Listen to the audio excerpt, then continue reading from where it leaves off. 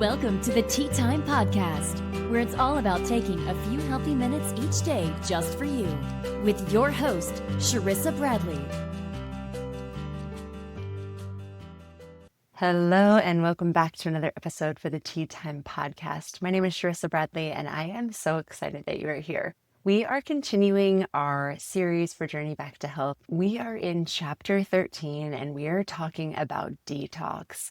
And this is a very important section because often we think that when we start making dietary changes and we start doing things that will be beneficial for our health, the natural inclination is that we will start feeling better, that immediately we should have more energy, less fatigue, more stamina, and more ability to process things or handle emotional or stressful situations better. But the truth is, once we start on that healing journey and we start eliminating foods and we're doing these elimination diets and we're really starting to focus in and pay attention to our health, what starts to happen is detox, and detox does not always feel better. Often you're going to feel a little bit worse before you feel better. And I wish I could be more encouraging and say that that wasn't the case. But the truth is, once we start to heal and once we start to prove to our body, hey, I'm going to show up every day. I'm going to eat these meals every day. I'm going to take care of your basic needs. What starts to happen is the body begins to heal by shedding all of the things that it's been holding on to that we weren't able to process before. One of the dangers of doing things like a very fast cleanse or a very fast diet is that once we are starting to detox, the things that were stored inside of our cells, the toxins, the illness, this stuff that we didn't want to be infected by, that our body protected us by enclosing and encapsulating, it starts to leave the cells. And when we do things like a fast cleanse or a fast thing that was going to help us detox really quickly, all of that ickiness and all of those toxins get pushed out of the cells really quickly. But the body naturally has a process for detoxification. There are many ways that the body detoxes itself. Things like sweat, things like breathing, things like going to the bathroom, bowel movements. These are all the natural ways that the body detoxes itself. It goes through all of the natural pathways, through the liver, through the intestines, through all of the organ systems that help to protect the body, and comes out in what we don't need, right? We get rid of the waste. That's not exactly true either. What actually happens is if we overload the system with toxins, if there's too much, the body encapsulates those toxins in fat cells or in other places in the body to protect the body from feeling sick or feeling the illness. When we start to detox, all of that goes back into the system. We're essentially reinfecting ourselves. But without those natural pathways cleared already, there is a process of the body infecting and reinfecting and infecting itself by crossing the toxins in and out of the cells. So if our main goal is cleaning out the system, detoxing the body, the best way to do that is to remove toxins, remove the things that are offending the body.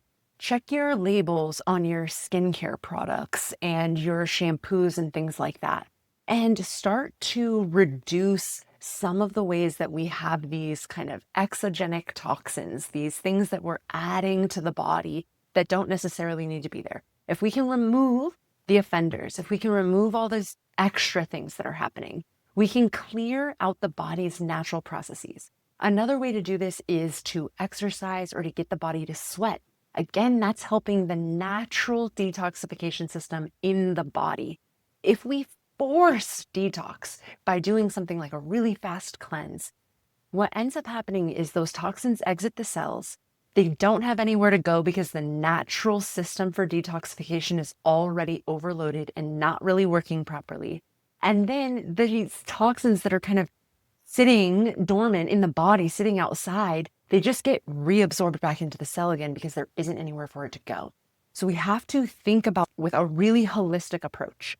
That's why elimination diets are so important. When we remove the things that are offending the body, remove the toxins, we lessen the load.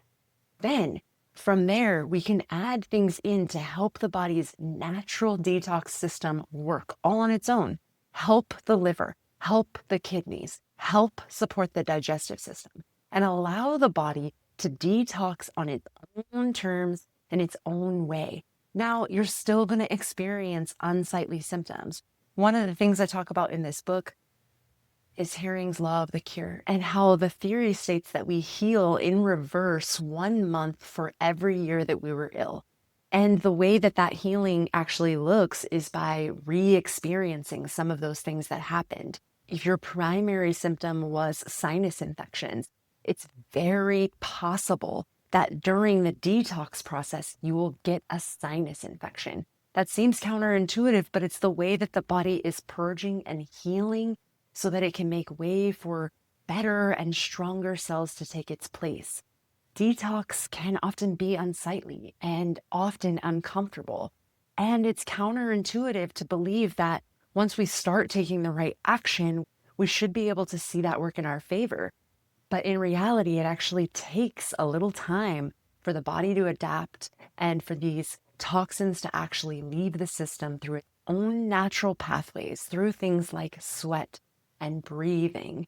And you can help that reaction along by going to a sauna or doing breathing exercises to really balance out your breath. There's some research that suggests 6 seconds in and 6 seconds out can help to rebalance the nervous system, which will allow this natural detox system to do what it is meant to do. So when we do things like eliminate the toxins, eliminate the offending foods, like pulling out dairy and gluten and soy and these kinds of things that we know can cause inflammation in an already inflamed system, then we can allow the organs to do their job. It's almost as if we need to kind of get out of the way. And once we do get out of the way, we have to go into it with an expectation of, I might feel a little worse before I feel so much better. There's a couple of action steps in this chapter, as there are in most of the chapters, but this one specifically, I feel like really hits home because if we know we're about to embark on a journey that's going to cause suffering, it's very challenging to convince the brain that this is even worth doing. So we need to give ourselves a little bit more encouragement and a little bit more support. And the way that I suggested doing this in the book was to, one, write a list of reasons that you want to be healthy.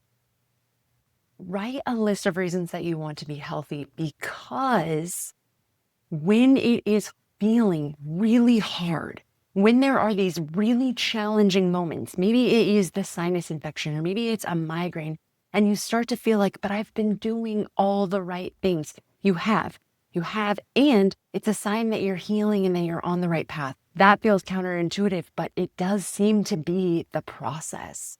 So write a list of reasons that you want to be healthy.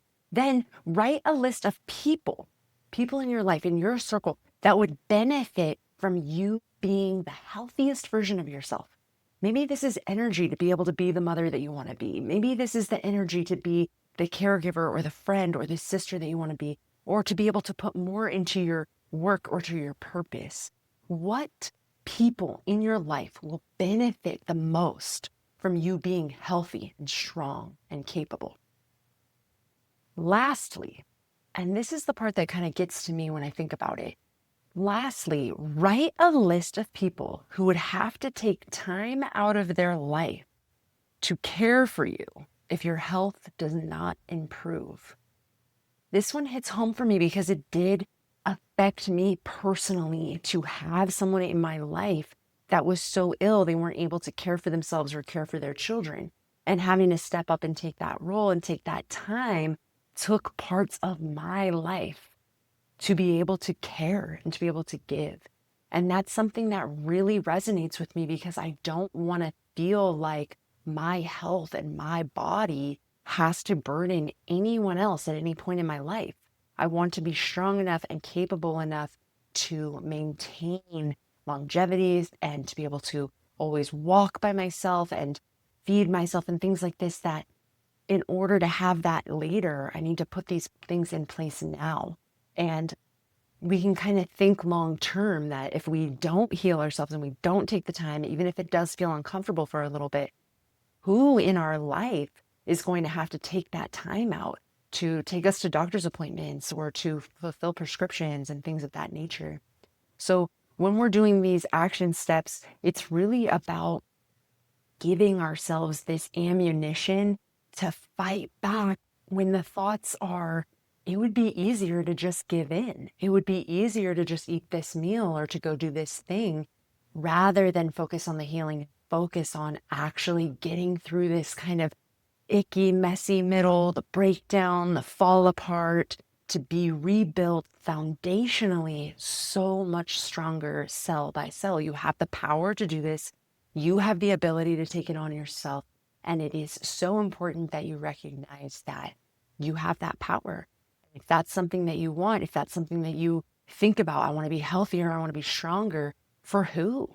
And who does it benefit for you to be healthy? And who would take time out of their life to come and do the caregiving if you don't do the steps now, if you aren't taking care of yourself now?